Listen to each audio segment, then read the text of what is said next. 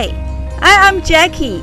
This is my captain Wayne, and this is our floating home, CathayOz. We are on a plane to travel from our home in Sydney, Australia, all around the world by sea. We work all our lives, and now that we have retired, we want to see the world from the ground up, not from the air down. Please come with us as we sail CathayOz around the world. So many of our days start like this. The amazing colors of the dawn wipe the sleep from our eyes as we feast on the wonder of the new day. On this morning, we get the daily double. A full moon in a cloudless sky is setting in the west, as the golden orb of the sun rises dramatically in the east. Most often we are alone, and so it seems as though the promise of forever is being made just for us. We start this week at Low Island and Hope Island, north of Cairns. We're cruising with 3 other boats that are part of the rally that we're joining. The area around Cairns and Port Douglas is filled with great islands, coral caves and spectacular reefs.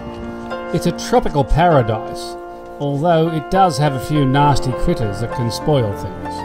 Because this island is so small, only 0.02 square kilometers, and not far from Port Douglas. It's only about 7 miles. Yeah, it's not many people here, very quiet. It's a gorgeous place. I love feeding batfish. They seem so gentle and intelligent. They are big, but not threatening at all. While I'm feeding them, some black-tipped sharks come snooping around. The batfish is not bothered at all and continue to come back for more.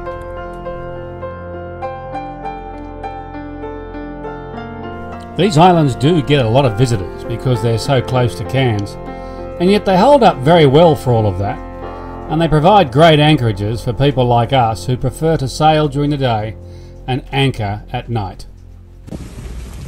Sailing on, we arrive back at Cooktown.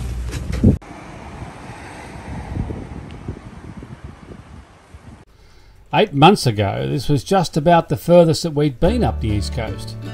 Now it's just another stopover before we take on the wild coast of Cape York.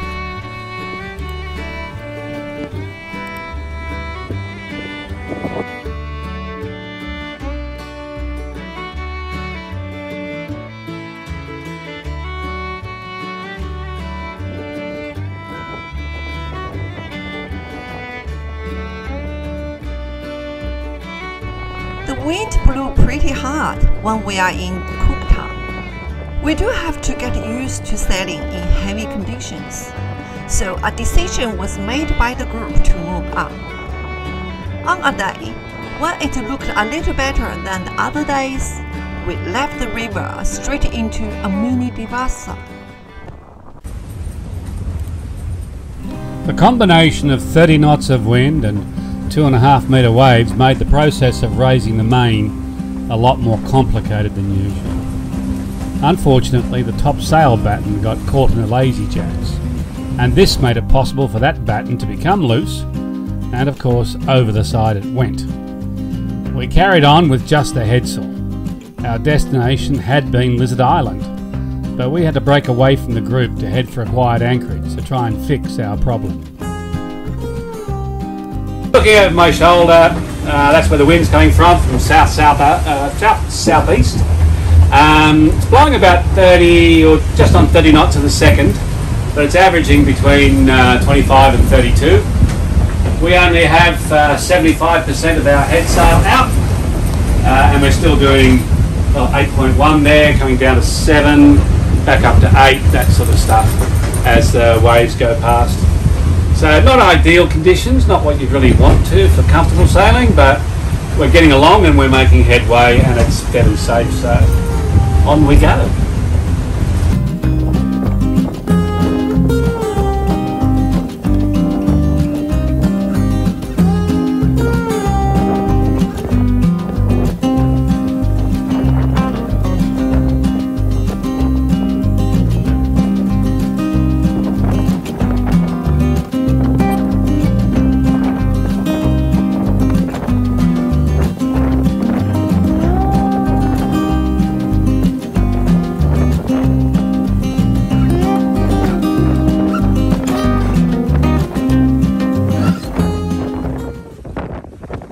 lost our batten when we pulled up the mainsail.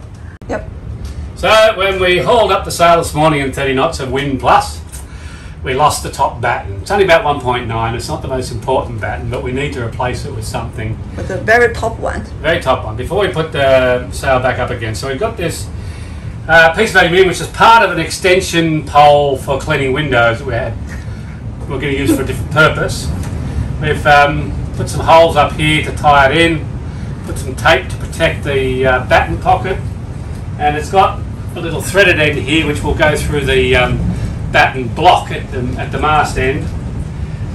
So we're going to put them tied on, and hopefully this will last us until we get to Thursday Island. We'll see. We got the temporary fixed up, and we were able to keep going.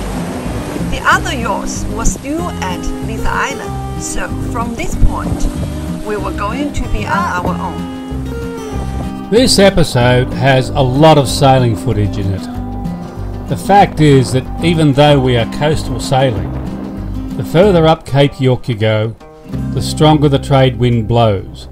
And it blows constantly, not for days or weeks, but for months. It's pretty strong too. It's important to remember that we're only going mostly with the wind. So if we're sailing along at 8 knots, and the wind gauge shows 28 knots, that's not the actual wind speed. That is the apparent wind, the wind that the boat is feeling. But because the boat is moving in the direction of the wind at 8 knots, the true wind may be more like 35 knots or even more. To feel the true wind, you have to turn the boat around and face the wind. This is not a fun thing to do, so usually we only do this when it's time to put the sails up or down. Even though this is only coastal sailing, your boat and your gear have to be in good condition to deal with the forces of the wind and the waves. Another factor is shipping. The reef comes in very close to the coast up here, and the safest passage for yachts is along the shipping lanes. They are rarely more than 1 or 2 miles wide, and the ship traffic is heavy, so you have to be very alert, particularly in cases where you have one passing whilst another is overtaking you. It can get stressful. After a few days, we found ourselves going around the corner at Cape Melville and into the relative calm of Bath's Bay. We went straight to the Flinders Islands to rest for a few days before the next part of our passage. These islands are very remote and beautiful. They do get regular visitors though, such as cruisers and fishing travelers. But for most of our stay, we were alone. Once CathayOz was safely anchored, we landed in the dinghy to check out the beach.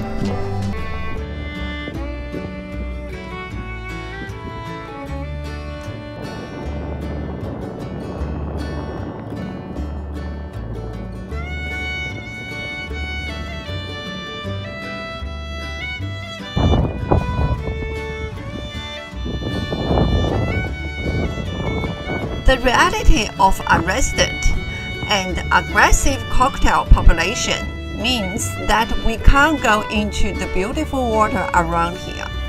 This is how it will be until we leave Australia, and it is very frustrating.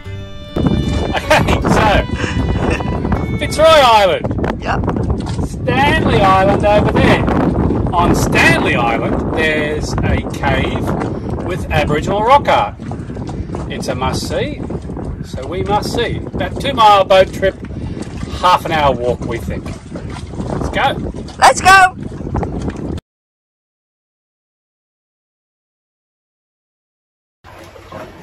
So, about our trip to go and see the cave art.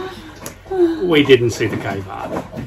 So after a wet ride over, it's about 2 miles across there, but the trade wind's blowing and it's lumping up the water, so it was a bit bumpy. And trying to find the place, the fringing reef didn't seem to have a gap in it at low tide. So we went to closer in, we did find a gap, and we're just looking around there to see our way in. And what did you see? I see the crocodile.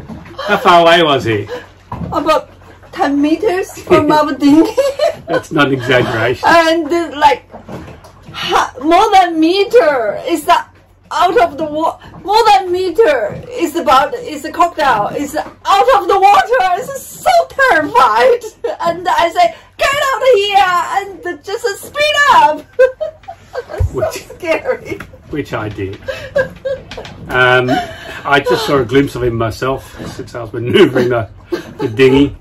But I guess when you've got a plastic tube around you full of air and there's a dirty big crocodile stalking you, you don't feel like going back for a closer look. So we didn't, did we? Yeah, I give up. I don't want to see anymore. It's so scary. It's terrified. Yeah, so that's it. So we're back at the boat. No cave art for us. Yeah. Obviously, there's a lot of crocodiles around here. Talking to a fisherman off a trawler this morning, and he said, just this beach we were on yesterday, there's a 5-metre crocodile, usually suns himself there, and he says, there's quite a lot here, which surprises me in one way, because only about 10 miles over there is all these juicy rivers that crocodiles love to live in. So why are they over here as well? I don't know. Perhaps they're outcasts, but there's enough of them around here that we saw one on 2 ventures in the boat. So clearly the population is quite strong. And clearly with an inflatable dinghy, we're not going to risk our luck. Yeah, I think all this area is controlled by crocodile. It's theirs? It's the crocodile's home. And they can have it? Oh, we just better get out here. Yeah, we're leaving tomorrow to get up to Morris Island on our last leg to Cape York. So that was exciting. It's not exciting. Yes, it was.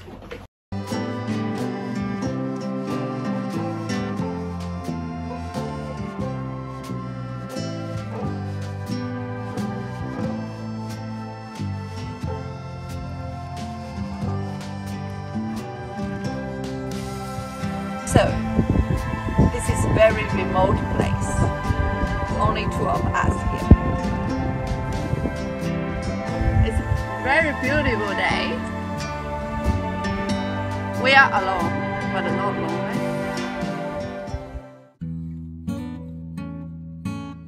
The passage from Flinders Island to our next stop, Morris Island, is inside the immensely deep Princess Charlotte's Bay. That means for most of the first day, we should be sheltered from the trade winds, and that'll make a nice change, at least for a short while. We will also have a couple of days break from the shipping, as most ships take the deeper and shorter offshore shipping lane.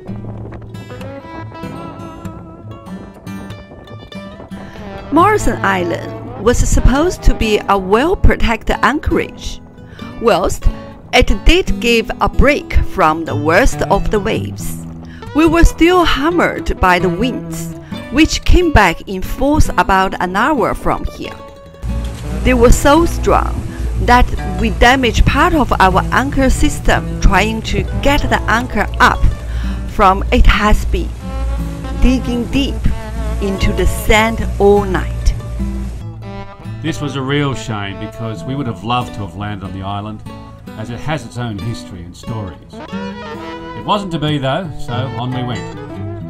For the next 3 days we continued on up the coast, stopping each night. One anchorage was at a place called Portland Roads, where there is a roadhouse and a couple of houses. Again, we wanted to go ashore, but this can only be done in certain tides, which we didn't have. Finally, we left our last overnight stop at Escape River. From here, it is a short 20 miles to the northern tip of Australia, through Albany Passage, around the corner, and another 20 miles to Thursday Island.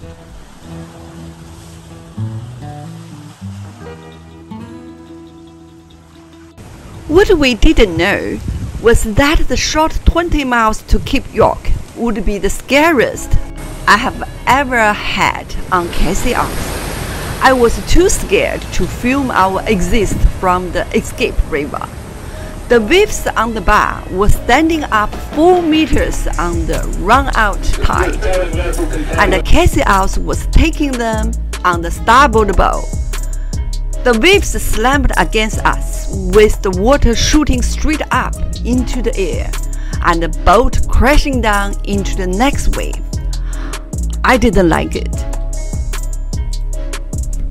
It was a bit hairy, and it took a while before we had enough water under us to put our stern to the waves.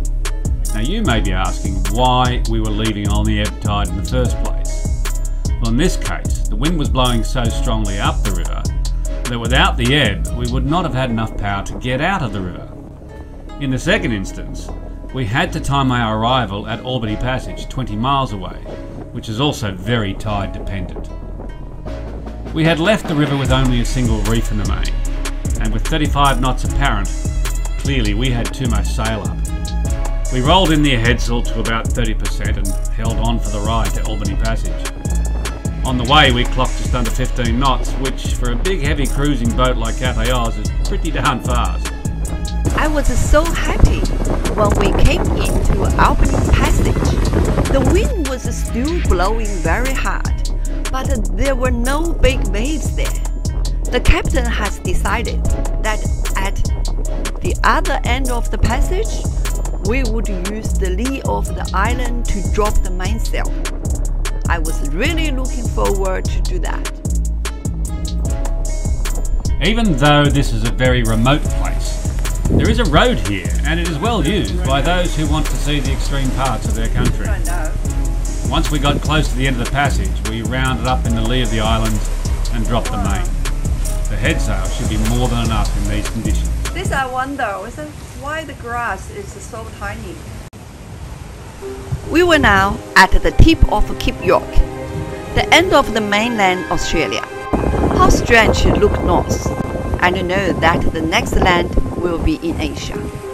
After sailing in the northerly direction for 2 months, it was time now to head west. We have to cover another 20 miles to get to the settlement of Thursday Island. Although we were now beyond the Cape, the Tradewinds still had us in their thrall, and it was a quick ride to TI, Thursday Island, with just the headsail.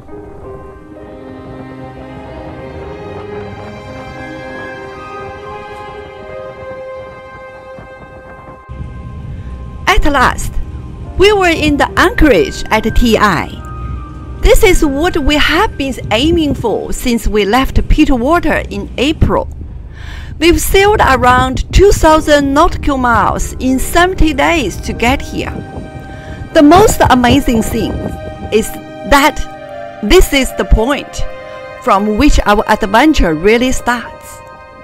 From here, we check out of Australia and sail to the exotic islands of Indonesia. In front of us are the Spice Islands with their terrible history. Komodo and its dragons beyond that. Then there is the playground of Bali and the orangutans of Borneo, and across the whole archipelago are amazing beaches and reefs to explore. This will be the journey of a lifetime.